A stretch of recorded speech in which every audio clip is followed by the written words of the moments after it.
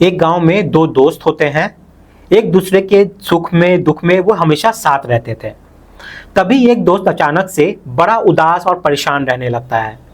जब भी कोई बात होती थी तो वो एकदम से चुप हो जाया करता था। तभी उसके दोस्त ने ये बात नोटिस की और उससे पूछा कि बात क्या है। तब जो वो बताता है उसके सुनने के बाद उसके दोस्त के पैरों तले जमीन खिसक जाती है। वो सोचने पे मजबूर हो जाता है। दरअसल वो सच सच बताता है कि तेरी पत्नी से पिछले 2 साल से मेरे शारीरिक संबंध है।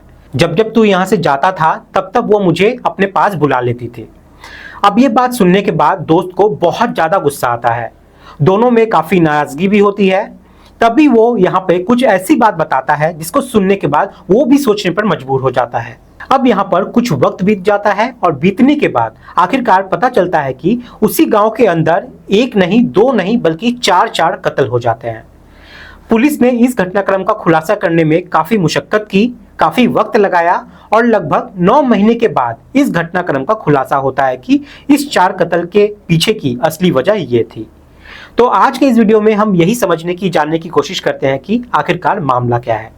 नमस्कार, मैं मुकेश। आज की जो सच्ची घटना मैं आपको सुनाने जा रहा हूं, ये सच्ची घटना है बिहार प्रदेश के जिला पूर्णिया की। पूर्णिया जिले का ही एक थाना लगता है रोटा, और रोटा थाना क्षेत्र का एक गांव लगता है किलपारा। बात कर रहा हूं 5 नवंबर 2024 की रात लगभग 8 बजे के आसपास की। बबीता नाम की महिला ने अपने पति रवि कुमार शर्मा को फोन करती है। फोन करने के बाद पूछती है कि तुम कहाँ पे हो, मैं तुम्हारा काफी देर से इंतजार कर रही हूँ। तभी यहाँ पे रवि कहता है कि गांव में जो मंदिर है, मंदिर पर मीटिंग चल रही है, उसे अभी वक्त लग जाएगा क्योंकि यहाँ पे जरूरी काम है। अब पत्नी पूछती है कि तुम कितने देर में आ जाओगे, तो पति कहता है कि कम से कम 1 घंटे लग जाएंगे और 1 घंटे बाद मैं खुद वापस आ जाऊंगा। अब मीटिंग होती है, फिर मीटिंग खत्म होती है और मीटिंग खत्म होने के बाद वो लड़का अपने घर जाता है। जब घर जाता है तो दरवाजा अंदर से बंद था। वो बहुत देर से आवाज लगा रहा था लेकिन कोई यहाँ पे रिस्पॉन्स नहीं मिलता है।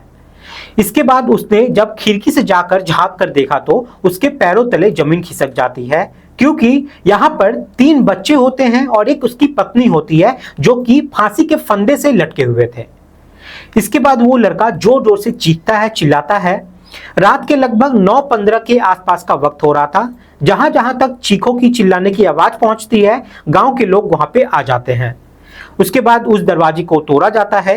आखिरकार ग्रामीणों ने सबके सामने उन लाशों को उतारा, जिसमें बबीता की लाश होती है, जिसकी उम्र लगभग 26 साल के आसपास होती है।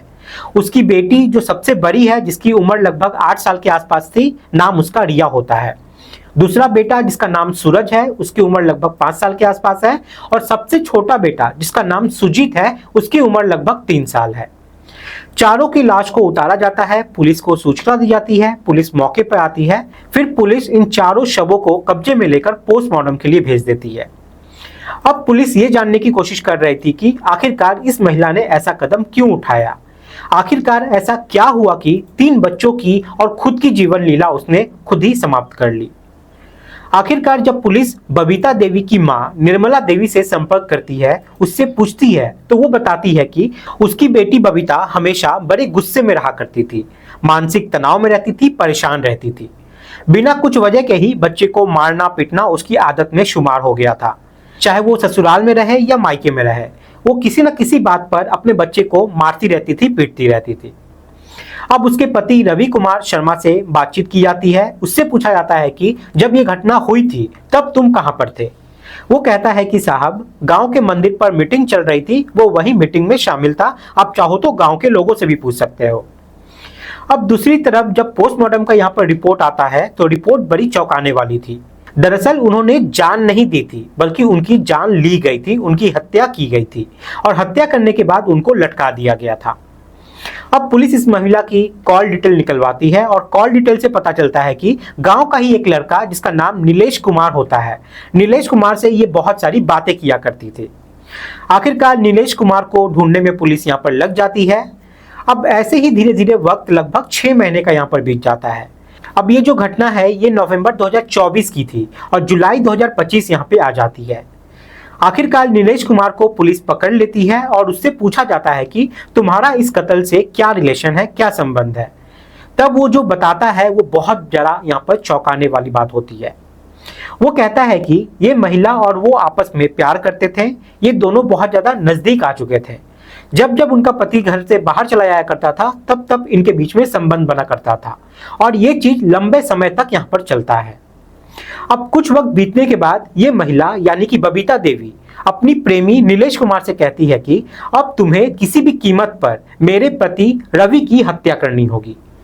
अब नीलेश ये बात सुनकर सोचने पे मजबूर हो जाता है, क्योंकि रवि उसके बचपन का दोस्त था, उसका खास दोस्त था, लेकिन बबीता यहाँ पे लगातार उस पर दबाव बना रही थी इस हत्या को करने के लिए। अब इस दबाव से नीलेश बुझा हुआ सा रहता था और परेशान रहने लगता है।